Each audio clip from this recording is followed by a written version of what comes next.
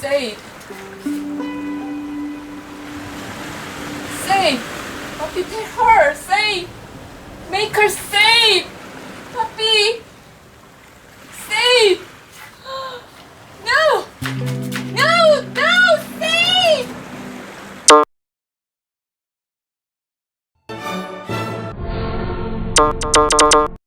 Surviving as a freelance graphic designer. 안녕하세요. 프리랜서 그래픽 디자이너 우왕입니다. 디자이너라면 누구나 한 번쯤은 겪는 자잘한 실수들이 있는데요.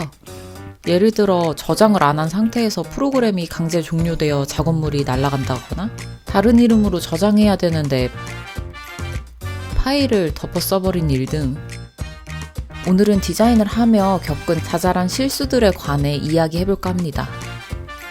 여러분은 시안 수정 때마다 다른 이름으로 저장하시나요? 일이 급하게 진행될 때나 수정을 거칠 때 가끔 전 다른 이름으로 저장하는 걸 까먹습니다. 대부분 몇 번의 수정을 거친 디자인이 최종 채택이 되지만 아주 가끔 이전 버전에서 수정을 요청하는 경우가 있는데요. 파일 덮어 써버렸는데 어쩌지? 할 땐 그냥 얼른 이전 버전 이미지를 보며 흐르는 눈물을 닦을 시간도 없이 열심히 다시 만듭니다. 그리고 작업 전 필수 확인 사항 중 하나인 웹용이냐 인쇄용이냐. 인쇄용 파일인데 웹용으로 신나게 작업했다가 CMYK로 변환한 순간 칙칙해진 시안 마주하게 되는 경험 한 번씩 있으시죠?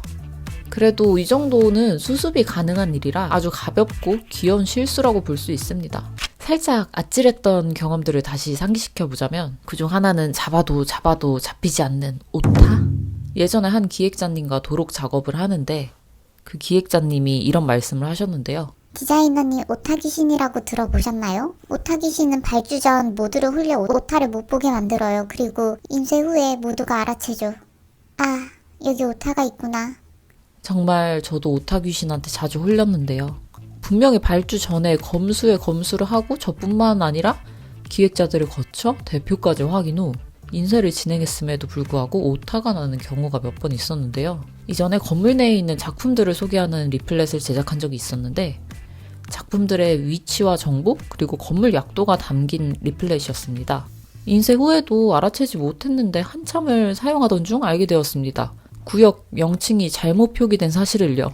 재인쇄를 진행하느냐 마느냐 다 함께 고민을 했으나 수량도 많이 남아있고 몇만 부를 재인쇄하기에는 리스크가 크다. 작품 정보들이 중요하지 새로 생긴 건물이라 구역 명칭은 크게 중요하지 않다. 하지만 잘못된 정보를 얘기하고 있으니 수정을 해야 한다.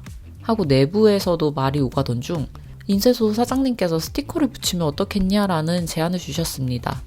오타 위에 인쇄한 텍스트 스티커를 붙여서 가리는 방법인데 완벽하게 티가 안 나는 것은 아니지만 그래도 많이 사용하는 방식이라고 하시더라고요. 그래서 온 직원이 달라붙어 열심히 오타 스티커를 붙여 수습했던 일이 생각나네요. 그리고 저는 정말 이상하게 숫자를 잘 인지 못하는 병 아닌 병이 있는데 이전 브랜드에서 일할 때 라벨 디자인을 신나게 하고 인쇄소에 발주를 넣었습니다.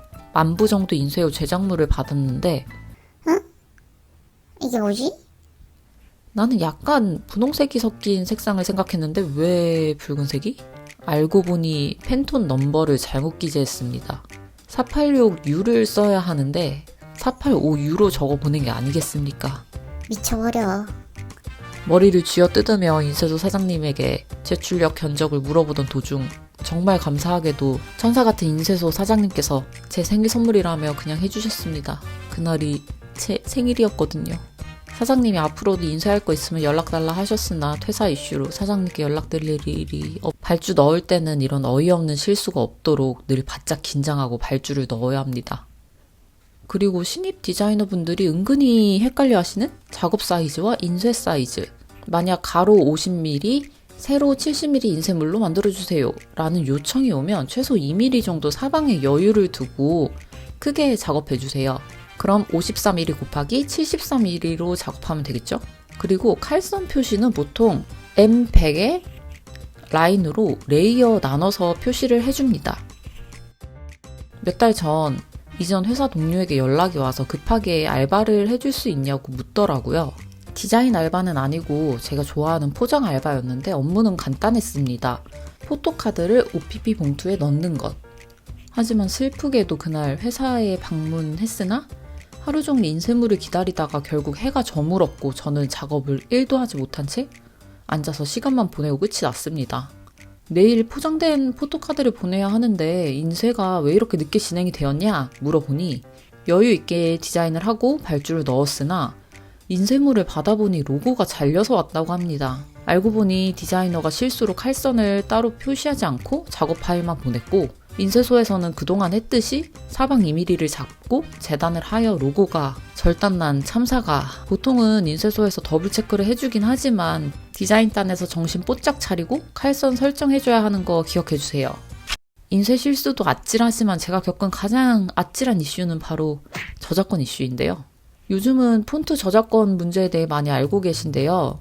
제가 일하던 초반에는 저작권 개념이 많이 흐렸을 때라 그냥 막 프로그램도 다운받아서 쓰고 폰트도 다운받아서 쓰고 윈도우도 다운받아서 쓰고 그랬습니다. 한때는 폰트 저작권 문제로 여기저기서 내용 증명을 받았다는 이야기가 종종 들리곤 했는데요. 제가 다녔던 회사도 2번 정도 받았습니다. 상업적으로 배포한 게 아니라 크게 문제는 되지 않았으나 폰트를 사용할 땐 라이센스 확인 필수입니다. 이거는 폰트뿐만 아니라 이미지, 소스 등등 온라인에서 배포하는 무료 이미지 및 소스라도 라이센스 확인 꼭 하시고 사용하시길 바랄게요. 이런 일들도 아찔하긴 한데 제가 겪은 가장 아찔한 저작권 이슈는 바로 그림 저작권 관련이었습니다. 예전 아트센터 일을 하며 작가의 작품들을 이용해 포스터도 만들고 광고물도 만들고 굿즈도 제작했는데요. 이 모든 게 하나하나 저작권 승인을 받은 내용만 제작이 가능했습니다. 당시 저작권 승인 과정에서 여러 가지 문제가 있었는데요. 작가의 저작권을 소유하고 있는 해외 에이전시와 국내 에이전시 그리고 저작권 담당자 등 여러 단계를 거쳐 진행하다 보니 승인 기간도 오래 걸리고 늘 약속한 시간보다 더 지체되고 이런저런 문제가 많았습니다. 오픈 날짜가 다가오며 오픈 날에 맞춰 저작권 승인이 날 거라 했지만 그 전에 확답이 없는 상태에서 멍청한 짓을 했는데요. 인쇄물이나 홍보 등은 오픈 전에 진행해야 하기 때문에 인쇄물들 먼저 일단 진행하자 이렇게 된 거죠. 그랬으면 안 되는 거였는데 저도 딱히 저항 없이 승인된다 했으니 되겠지 하며 작업을 했고요. 하지만 결국 저작권 승인은 나지 않았습니다. 작업한 작업물들을 밤새 싹 다 재작업하는 건 괜찮았습니다. 소송이 걸렸고 내부적으로도 정신도 없고 고객들과의 약속을 지키지 못해 밀려드는 컴플레인 등 감정적으로 괴로운 나날을 보냈습니다. 저작권 승인은 더 늦어졌고 어느 정도 합의 후에 저작권 승인이 났지만 전반적인 일을 수습하는 데는 몇 개월이 더 걸렸습니다. 이 일을 계기로 저작권 문제는 정말 예민하게 생각해야 한다는 걸 배웠습니다. 프리랜서로 일하면서 느낀 점 중 하나가 회사와는 다르게 다른 사람이 봐주거나 컨펌의 과정 없이 바로 클라이언트에게 전달되는지라 실수가 없는지 더 꼼꼼하게 체크해야 하고 챙겨야 할 사항들이 많더라고요. 저는 실수에 관한 이 스크립트를 작성하면서도 또 파일을 잘못 덮어 씌우는 실수를 저질렀는데요. 정말 내가 싫다. 하지만 인간인데 실수할 수 있잖아요? 다만 같은 실수가 반복되는 건 안 되겠죠. 여러분은 어떤 실수들이 있었나요? 여러분의 에피소드도 너무 궁금하네요. 오늘도 제 이야기를 들어주셔서 감사합니다. 우리 같이 잘 살아나가 보아요. See you soon.